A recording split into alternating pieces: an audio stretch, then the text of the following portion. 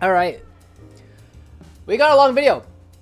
Yesterday we covered all of the 3-cost carries in yesterday's video that you could play in set 9.5, and today we're gonna go over all of the 2-cost carries, and we have a lot to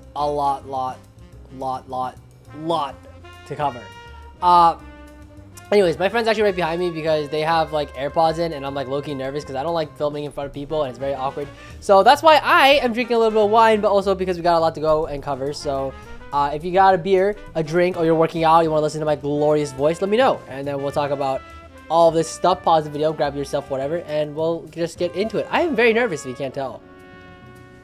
I'm not a very outgoing person. This is very outside my comfort zone. Anyways, first off, Ashe reroll. It sucks, man. Like, this shit sucks. It's really bad. I tried really hard to find a board that works and a build that works with Ashe. Ashe, surprisingly enough, doesn't like Ginsu's at all. You'd think she does. She just doesn't. She just isn't able to stack it up fast enough for it to like really be that good.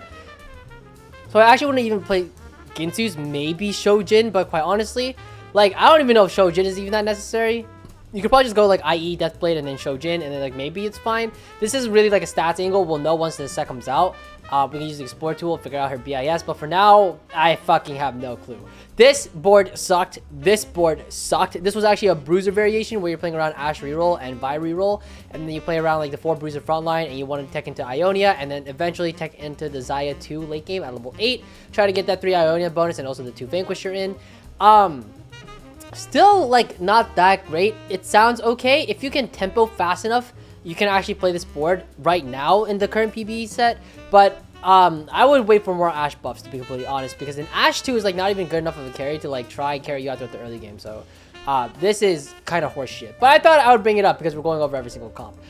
In the future though, hopefully maybe this double trouble board, instead of like Sett and Darius, it's just like Ashe and like double Sejuani maybe. It's just a little awkward because you don't have any other unit you'd want to replace Sejuani with until you find the Sejuani, so a little awkward. So I mean, I don't know. I feel like this board is doomed to fail, but maybe someone finds a build and we'll be able to play it. I'm looking at you, China. Anyways, soraka, galio, kassadin. Moving on, we got soraka 3, galio 3. This is the exact same invoker board as yesterday. The only difference is that you are rolling at 6, trying to find the karma. Trying to find the galio 3 and the soraka 3. If you can, you almost always play this board only if you have Winds of War.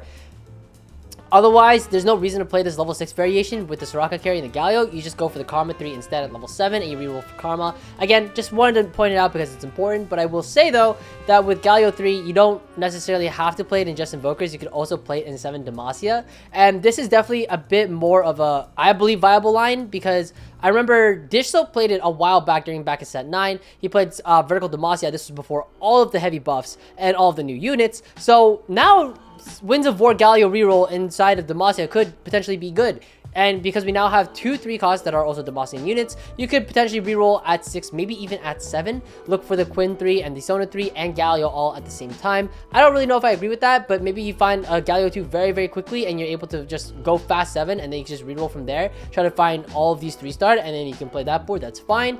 I would say 7 Demacia is probably the way to go though, just because 7 Demacia gives you 4 Radiant items and Jarvan could use it. Galio definitely wants it with the Winds of War carry augment. Fiora is always a really strong unit, and Quinn could use it as well. I don't actually know, by the way, Quinn's Radiant item.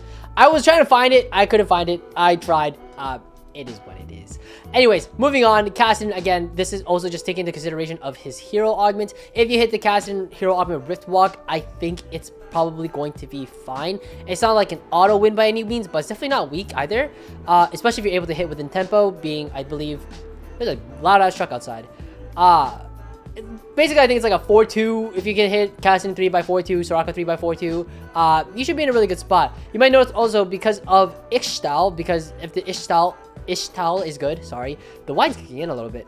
If the Ishtal Hex is good for Kassadin, especially, this could actually be a very, very strong board you could play into. And potentially while rerolling, you might even find the Nico 3. And after she gets her buffs, because she's definitely going to get some buffs by tomorrow, maybe this board will be very, very good. Moving on, Jinx, Warwick, Sett, and Vi. You might notice a lot of these are grouped together, and that's because usually with 2 costs and even 3 costs sometimes, you're rolling for multiple 2 costs, multiple 3 costs. So that's why they're grouped together, and that's why we're creating these heuristics. Aha, that's a cool word. Anyways, Jinx reroll sucks dick right now. I tried the Jinx reroll with the new robotic arms on mod. It didn't go very well, to be completely honest. Jinx 3 just feels a little lackluster to what it was before. There is talk, by the way, you might notice the Zon crest here. There is talk of Swain 3 being kind of a strong ass unit with exoskeleton. It's a bit hard to hit the conditions for this board though, because you really want either virulent or robotic arm on Jinx here, and then you want to hit exoskeleton here on Swain. It's a very low probability to hit the exact mods you want, especially because you get 2 mods now at 4 Zon. So I mean, if you hit robotic or virulent at 2-1, sure, you could play Jinx reroll, but realistically, if you hit virulent, why not just play Soko, you know? So this is a board that, unless like Jinx gets a little more buffs, robotic arm gets buffed a bit more, or maybe Warwick 3 gets a bit stronger as a unit in general, I don't really know why. Maybe this is a board to consider, but otherwise, I would say keep this on the back burner for now. Maybe pick it back up later when it seems a bit more viable. Moving on to over here, this is another variation of Jinx reroll. This is actually with the pilt over version. This is really like, you would only play this board if you're like rolling down on 7 trying to cash out your T-Hex, and you just happen to find like infinite Jinxes and like negative affilioses. If that's the case, then yeah, you can play this board. I think Milk played it actually. During set 9, he was like trying to look for the Zeries and didn't hit, but then he just found like a bunch of Jinxes. So he just ended up playing Jinx 3 Vi 3, and that's okay too. I actually think he rerolled at 6. I don't remember if that was the case or not, but it's still very, very good. Again, we do have the Zon mod here. You don't actually need this. You could just play into Soko instead, but it's nice to have that extra front line in the front, and especially if you get like the exoskeleton or the chem tank. Vi here is really nice with the Zon crest. Moving on for challengers, this is the Warwick variation with the Ravenous Hunter. I would say this board's actually a bit weaker than what it was in set 9. The reason being is that you're kind of stuck playing the Samira until you find a 4-cost challenger, i.e. like Fiora or whatever the fuck her name is, Kaisa. But the cap for this board is actually pretty nice, but you are rerolling for Warwick 3 and Set 3. But you are looking for like Kaisa, and you're looking for the Fiora to replace these 2 units, and then you eventually drop out of Ionia, and you go into the 4 Juggernaut 4 Challenger version. Now, the cap is higher than it was in set 9, I think, but the transition to get there is probably weaker. So I don't really know if I could recommend this board per se, but nonetheless, I still think it's probably going to be a decent board, especially because my prediction is that they're going to buff Ravenous Hunter a little bit. If not within the first patch, maybe within the first 2 or 3 patches. It's definitely not an augment I think anybody would want to take right now, and we're definitely not anywhere near as close to what we were before when Warwick 3 and Ravenous Hunter was giga meta. Naafiri right now is kind of nice though. You just want to make sure you position her right next to the Warwick. This is just because as soon as Naafiri dies, Dark can buff into Warwick, extra bonus damage. Very, very nice. If you find Zon somehow, you manage to take it in here, Adaptive is the best, I believe. Robotic Arm is okay, but I think Adaptive is like unanimous. I think it's like almost agreed upon that it's just always the best mod for Warwick here. So definitely want to play into that if you manage to find it. This is the Warwick board, and finally, oh right, the boss, because we're talking about Sett as well, right? The boss is pretty good in general. It's just always been good. I think the numbers are a bit too high. I don't know if they've nerfed it recently. I don't recall seeing any nerfs to the boss, but the boss is still very, very strong. JG Hodge, Ionic Spark. I don't think any of the new itemizations has changed anything. I did say that last time with Azir, and then it turns out Gnasher Tooth Azir is actually pretty decent. So I apologize for that. That is a correction I need to make. But nonetheless, like out of all the new items, nothing really stands out to me as like, oh, this is really good. You can maybe argue like Night Harvester might be good on him, just because he does need to get really low. He does his sit-ups and he comes back, so maybe Night Harvester actually... Harvester? Sorry, the wine is kicking in, boy. Speaking of wine. Dude, I don't understand men who they're like, ooh, I would never drink wine, this is a woman's drink. Grow a fucking pear. Go outside, touch some grass, get some bitches. Fucking... so insecure. Sorry, I'm getting sidetracked. Listen, set 3 is still very, very good. The Warwick 3 optional, don't have to take it. It is nice to get Xayah in here though. You see the Darius in here, you might be wondering why it's not Nasus. That's just because Vanquishers is nice. You still get a decent backline carry. Previously, as before, you would have a backline carry as well with Sett, usually an Ionian unit or like a challenger unit like Callista. But now, because that's not in the game anymore, Xayah is probably going to be the go-to carry in the backline. But you can actually also play Set 2 with the boss and actually high tempo into a fast 9, which was actually a playstyle that we saw a bit during the mid-set finale for Set 9, which was kind of a cool way and a cool approach. Basically, people said, hey, the boss Set 2 with 3 items is really too strong. basically you just win all of stage 3 and actually a lot of stage 4 as well. So you can actually just tempo really, really hard, and instead of trying to reroll and look for the sets, especially if you're contested, just push levels, fast 9 or fast 8, play from there. He can just item hold for like an AP carry. Maybe keep that on the board. He could be like your Ionia +1 for like an Ari carry. That's okay too. Definitely something to consider. A lot of cool lines playing around the boss. Please play it. It's very nice. Next is Qiyana Reroll. Qiyana Reroll, this is the one I had the least experience on. I've seen very little of it as well. It's still very strong in the right circumstances, but I don't know if I would recommend it like all the time. The only reason that I say that, and I'm a little hesitant about recommending this board at all, is just because Graves 3 just makes way more sense in terms of playing around a low-cost rogue. Low cost is a 1 cost, not like 2 cost or 3 cost, right? It's also because you're probably going to be rolling on 5 looking for the Graves 3 and the Milio 3, especially because you're trying to play around Ishtal, right? But if this is the case, you're probably going to hit the Graves 3 before Qiyana, and you might as well just itemize Graves. Why would you itemize Qiyana? Also, these items, they're a bit up in the air. I think IE Deathblade is really, really nice, but they just want full damage. Like, it does not really matter what you get on them. Any level of damage is really great. Qiyana is really nice. I think Qiyana is a little more consistent than Graves from what I've seen, but Graves with like an IE GA is a fucking menace. Actually, I don't even know if GA is right, but IE Deathblade, like, for sure, really good stuff, especially if the Ishtal Hex is really nice somewhere in the front row, something like wood, something like ice, to get that invulnerability or that stacking bonus health. Always a good time. Definitely something to consider and something to run. You might also notice that we only have 5 units on the board. That's because I have no fucking clue what else to put on this board. I would assume it's a Slayer of some sort, because that way Qiyana gets her Slayer, and then after that, I have no fucking idea. So, if someone wants to let me know what they think is the optimal board, let me know. I want to hear it, because I have no fucking clue. My idea is that at level 6, you want to check into a Slayer, but eventually you want that Slayer to become Mordekaiser, and then from Mordekaiser, maybe a Noxus unit, so you get the stacks on the Noxus, but then who gives a shit? Mordekaiser, Katarina are not really your carries here. So, I don't know. I feel like you can flex whatever in here, and it would make sense. Maybe Strategist to buff the Qiyana a little extra more, but I mean, even then, Strategist is just a little awkward to throw in because nothing really fits together. It would be like Swain for no reason, and then like this makes no sense. So, I mean, look into it. Let me know what you think. I would love to hear some opinions on this board because I am at a loss for words. Everybody I've talking to is not a word. Is it a word? I think it's a word. But spoke makes more sense. I think it's more grammatically correct. But everybody I have spoken to, yes, I have spoken to, everybody was like, Qiyana Reroll sucks. Why are you even trying to theory craft it? I'm like, I don't know, maybe it's good one day. And then the unit, we need to know what units fit on the board. And then once we know, then it'll be good. And then they were very much like, well, that's a bridge we'll cross when we get there. And I was like, you know what? Touche. Okay, moving on. Taliyah, Reroll, and TF. We're going to put them together in the same category here. Sett is also popping up in here, but I didn't want to make a group that was like Jinx, Warwick, Sett, Vi, Taliyah, TF. You know, that's too much. So we're going to talk about it in here. Taliyah 3, it's very simple. This is a double trouble board. This is the same double trouble board that was prevalent during set 9. It's not as strong as it used to be in terms of like the peak of Taliyah, but it's close. It's relatively pretty close. Taliyah is still a very strong unit, especially if you get the double trouble board. And with Nautilus being a unit now, you can just get extra knockups on your board because Nautilus also deals knockups and knocks up quite a bunch of units. So this is definitely something to consider. Obviously, when you are positioning, if you do have the gargoyles on Sett, you may want to position Nautilus a little further back just to make sure that your Ionic Spark doesn't die right off rip. But nonetheless, still a very, very strong board, and I really like playing this board. If you get this board, if you get this opener to play into this board, I would say just fucking send it. You don't necessarily need double trouble, but it's really nice to have.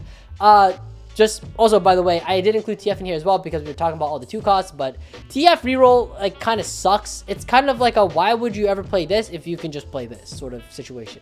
The only reason I could ever see playing TF3 over like Taliyah 3 is if you manage to find like a shitload of TFs, like negative Taliyahs, and you have like a Bilgewater crest and you can get Bilgewater in there. Obviously, you don't actually need Bilgewater here. You could just like drop this and you could just play like, I mean, ideally it's another Taliyah because you want to garner as much double trouble value as you can, but realistically it'd probably end up just being like a Bilgewater unit, something like MF, and everything just kind of fits together and it's all right. This would be your level 8 board, I would assume. Maybe GP frontline, ooh, I don't know, maybe there's some tech there, but nonetheless, still a very strong board to be playing. just don't play TF, play Taliyah. I think TF, if I recall, he is bugged at the moment. I don't know what the bug is. He just does very little damage, so it is what it is. Also, I don't know if this itemization is correct as well. Someone can correct me if I'm wrong, but realistically, I'm not going to believe anybody until we get some stats. So, but this is probably correct. I don't really know, though. I tried like a Ginsu's Gnasher's Tooth, like attack speed hybrid build. It was not very good. Moving on, Swain. Swain is sort of prevalent and most well known inside of Noxus reroll, specifically around the level 7 board where you're rolling for Darius 3, Katarina 3, and Swain 3 is just like a bonus. You just get him as a tank, and you know, it's nice, it's all right.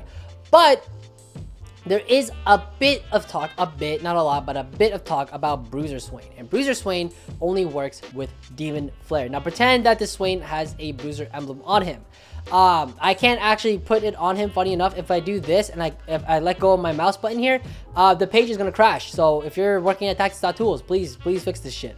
But pretend it says 4 out of 4 Bruiser here, because that's what it's supposed to be. And Swain is going to do a lot of damage here with Demon Flare. It is a bit of conditions to be hitting here. Ideally, you run Earth and you want to hit that Bruiser emblem early on, so you know that you can play into this potentially. But also, I mean, if you get Demon Flare early, maybe you'll find a Bruiser emblem later on. It's a bit of a hard niche to hit, but you don't necessarily need the Bruiser emblem here. You could just play another Bruiser instead. But realistically, you do want Bruiser. You'd probably just drop Jarvan here for a different Bruiser, and that's kind of just the board, something like this, right? You just drop a Strategist here, or drop to 1 less. But if you get the Bruiser Heart, it's super good. The reason being is because Demon Flare, the way that it works is that your strongest Swain deals 3% increased damage per 100 max health. And with Warmogs and like 4 Bruiser, it's like 5k health. And then I think with 6 Bruiser, it actually jumps to like 8k HP, something like that. I remember seeing it being really high. So definitely something to consider because he's gonna do a bunch of damage. I don't know if Archangels is correct here. I only got to play this. I'll play a clip of it, but I only got to play this board without Demon Flare. But even without it, you were tempoing pretty hard throughout most of stage 5, and then stage 6 is when your like board is starting to fall off a bit and you're getting a bit worried about whether or not you're gonna top 4 or whatever. But the idea is that with Azir 2 and Silco 2 and getting so far into the late game, you should be able to itemize all 3 of these pretty comfortably and be able to buff up the Swain with little to no problem. I will say again, Archangels might be incorrect. I wouldn't be surprised if like you just don't play the Bruiser crest here at all, and you just play like Warmogs and like Archangels and like Gargoyles or something. I don't really know if Archangels is even correct. It might even just be Warmogs, Gargoyles. It's just so that he doesn't get blown up during the late game. During the early to mid game, he's actually like a menace, but then late game he falls off because he has like 0 resistances. So I mean, maybe it's Archangels, maybe it's not. I don't really know. It's stats angle, but nonetheless, Warmogs and Archangels felt pretty good to me. But I'm sure there's some build out there that is working even better here. But again, Bruiser crest on Swain, really nice, very interesting niche tech that you won't get to play very often, but if you do get the opportunity, I would just, you know, recommend trying to play into it because it's actually a pretty fun board. Finally, I feel like I feel like we're going kind of fast. No, I mean, maybe not. It feels fast to me, but maybe that's just the wine kicking it. But anyways, last one is Naafiri. Now, wine. Now, it's just adult juice. It's just good adult juice. Naafiri is interesting because I don't think she's good yet. But once people sort of figure it out, I think Naafiri is going to be a fucking menace. And we're going to have some troubles on our hands. Right now, Naafiri 3-star, it's kind of awkward if you don't have double trouble. This is the non-double trouble line. This is with Sett 3, Warwick 3, and Naafiri 3. And these eventually just become different challenges. The Fiora and the, whatchamacallit, the Kai'Sa. And then a different Shurima unit here, probably Nasus. You could maybe play it into 4 Juggernaut later on. So just to give you an idea as to what that would look like. Excuse me. Just to give you an idea as to what that would look like, you just play into 4 Juggernauts, probably something like this.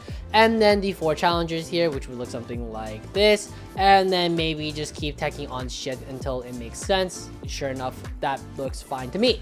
You can also maybe play into 4 Shurima instead of 4 Challenger. I don't actually know if Naafiri needs the extra Challenger buff. I don't even know if Gintus is correct here, to be honest. You could probably opt out of Gintus here. RFC is definitely Biss though. You maybe do like Deathblade, IE, Hodge, any of these. Probably works pretty well. She does have innate healing though, so you don't actually need Hodge. She does have 50% passive Omnivamp, so Don't have to build healing on her. It's kind of similar to Yasuo back in set 9.5. But yeah, definitely something to consider. If you just don't have the RFC though, definitely consider GA. That is so that she just doesn't get auto-focused down super hard. But basically treat this as like budget Yasuo. It's kind of the same thing in that sense. But again, also Force Rima is definitely something to consider here. You can drop this. Maybe you can drop down to 2 challengers. You play into Force Rima, and then maybe into like strategist here, and that's maybe your board, and that would be fine. Very acceptable, very, very strong nonetheless. So that's basically it. And also the challenger board, the double trouble board rather, it's just naafiri, warwick, and nasus. Bunch of dogs on the board. It works out pretty nicely. I actually think if you want to watch this video in particular, or somebody playing this board all the way through, I believe Milk actually, oh, I saved it. Nice. Milk actually played this board already. He played the double trouble with, he actually had scoped weapons on the naafiri here, but before that he had the GA going. But he actually got to play the board here, and he did pretty well with it. Not gonna spoil anything, but it did make it to YouTube. So anyways, if you want to go check the board out and how that works out, feel free to go check it out. Obviously, you just cap out with a bit of extra Darken and maybe a bit of extra Juggernauts, maybe a bit of extra, I don't know, Shurima as well. That's probably fine as well. Just whatever's your strongest board, just play into it and you should be good to go. Anyways, that's about it for this video. I hope this was helpful. We went through all of the 2-cost carries, and I don't know if you guys enjoy these kind of videos. Like, maybe we'll go over all the 1-cost carries tomorrow. But yeah, hopefully this was helpful. Hopefully it gives you a good sneak peek and good preparations for set 9.5 coming out on the live servers on the 13th. And I will see you guys all later. Oh, one more thing. If you are trying to play in the TFT LAN open event for Vegas, the pre-sale for challenges was earlier today. So if you're a challenger and you didn't buy into it, but you still like on the fence about it, you still have the rest of today to buy it. And also you have tomorrow as well. But tomorrow is when it opens up at 7 a.m. Pacific time for Masters and Grandmasters. I'm going to be awake very early in the morning trying to hit that. So anyways, that's about it for this video. If you want to go buy your tickets, I might see you there. I'll definitely be at Vegas when that happens. And I will see you all later. Take care, guys. Bye-bye. No happy climbing because this shit is not on live. And I will see you guys later. I said that twice. Okay, bye.